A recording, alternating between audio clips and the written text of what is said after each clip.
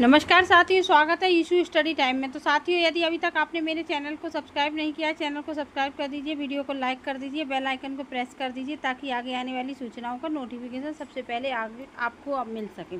तो साथियों, इस समय की एक ये अपडेट है कि दुनिया का सबसे बड़ा निकम्मा आयोग कौन सा है, तो वो है शिक्षा सेवा चयन बोर्ड, जो कभी कोई काम करके नहीं देता है। इनको कोई अध्याचन मिल नहीं रहे हैं, या तो इनको मिल नहीं रहे हैं या फिर ये लेना नहीं चाह रहे हैं। किसी भी ज़िले के डीआईएस इनको अध्याचन देने के लिए राजी नहीं है। केवल 5-6 जिलों के डीआईएस ने इनको सही से अध्याचन उपलब्ध कराए हैं, उसके बाद भी ये शांत हैं। चलो, अध्याचन को लेकर तो आप ये कह सकते हो कि इन्होंने अध्याचन नहीं दिए तो कहाँ से नई वैकेंसी आ जाए, लेकिन इनसे पूछिए पोर्टल क्यों नहीं बना, 2022 का पेपर इतने समय तक क्यों लटका। इनसे पूछा जाए कि अगर 1 साल से आप कर क्या रहे थे, तो शायद इनके पास जवाब नहीं होगा। पर इनसे पूछना कौन चाहता है? इनसे पूछना चाहता है अभ्यर्थी कि आप 1 साल से क्या कर रहे थे। परंतु अभ्यर्थी को ये अधिकार नहीं है कि वो शिक्षा सेवा चयन बोर्ड जाकर उनसे पूछ सकें, और सरकार पूछती नहीं है। तो ये क्यों जवाब देने लगे?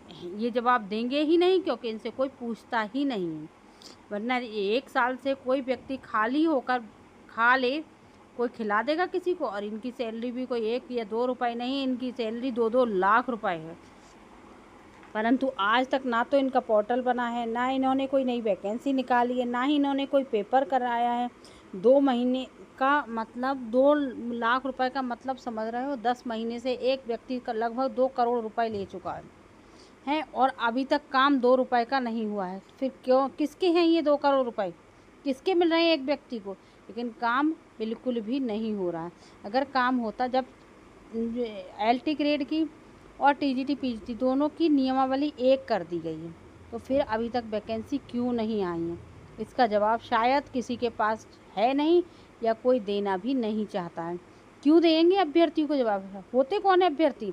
देश की आन बान शान में कुछ है ही नहीं अभ्यर्थियों की, कोई औकात नहीं है, कोई वैल्यू नहीं है। सरकार की नज़रों में शायद सबसे बेकार अगर कोई है तो वो है अभ्यर्थी। इसलिए सरकार के नीरस रवैये को देखते हुए और आयोगों के नीरस रवैये को देखते मुझे नहीं लगता कि इस वर्ष TGT PGT की नई वैकेंसी आने पाई। पता नहीं कैसे यूपी में शिक्षक छात्र अनुपात समान हो जाता है, जबकि हर साल वैकेंसी आती नहीं और शिक्षक रिटायर होते रहते हैं। फिर भी छात्र शिक्षक अनुपात बराबर हो जाता है, क्योंकि जिन लोगों को लगता है कि हमारे बच्चे को सरकारी स्कूल में इसलिए नहीं पढ़ना चाहिए क्योंकि सब विषय के शिक्षक नहीं हैं, वो निकाल लेते हैं। और जब छात्र निकल जाते हैं उतनी ही संख्या में, तो वहाँ पर शिक्षक छात्र अनुपात हमेशा की तरह बराबर हो जाता है। और इस बात का सरकार पर कोई असर नहीं है। जब उन्हें लगता है शिक्षक नहीं है, तो वो विद्यालय को मर्ज कर लेते हैं। खैर, अगली वीडियो में मिलेंगे। अगर मुझे जानकारी मिलेगी कि आ जाएंगे, तब तक के लिए नमस्कार।